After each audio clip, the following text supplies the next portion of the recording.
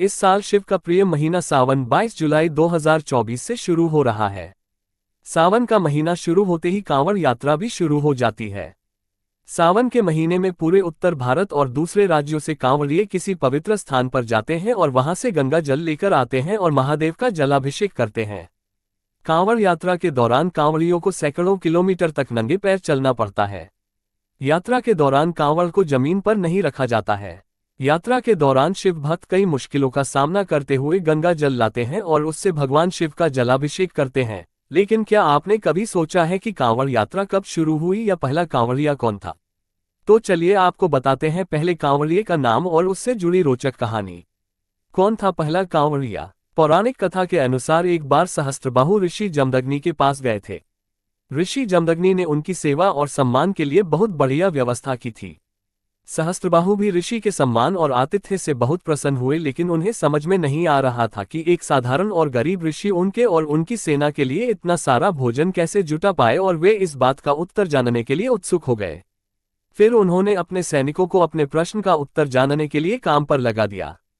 आखिरकार उसे अपने सवाल का जवाब मिल ही गया। सैनिकों ने सहस्त्रबाहु को बताया कि ऋषि जमदग्नि के पास कामधेनु नाम की एक दिव्य गाय है। जो भी इस गाय से मांगते उनको वो सब कुछ मिल जाता है। जब राजा को पता चला कि इसी कामधेनु गाय की वजह से ऋषि जमदग्नि संसाधन जुटा पाए थे, तो सहस्त्रबाहु के मन में उस गाय को पाने का लालच आ गया। उसने ऋषि से कामधेनु गाय मांगी, लेकिन ऋषि जमदग्नि ने कामधेनु गाय देने से इनकार कर दिया। इस पर सहस्त्रबाहु गुस्सा हो गया और उसने ऋषि जमदग्नि की हत्या कर दी। जब परशुराम को पता चला कि सहस्त्रबाहु ने कामधेनु गाय पाने के लिए अपने पिता ऋषि जमदग्नि की हत्या कर दी है, तो उन्होंने सहस्त्रबाहु की सभी भुजाएं काटकर उसका वध कर दिया। इसके बाद परशुराम ने कठोर तपस्या करके अपने पिता जमदग्नि को जीवन दान दिया। जीवित होने के बाद जब ऋषि को पता चला कि परशुराम ने सहस्त्रबाहु का वध कर दिया है, तो उन्होंने परशुराम से इसका पश्चाताप करने के लिए भगवान शिव का जलाभिषेक करने को कहा। कैसे शुरू हुई कांवड़ यात्रा?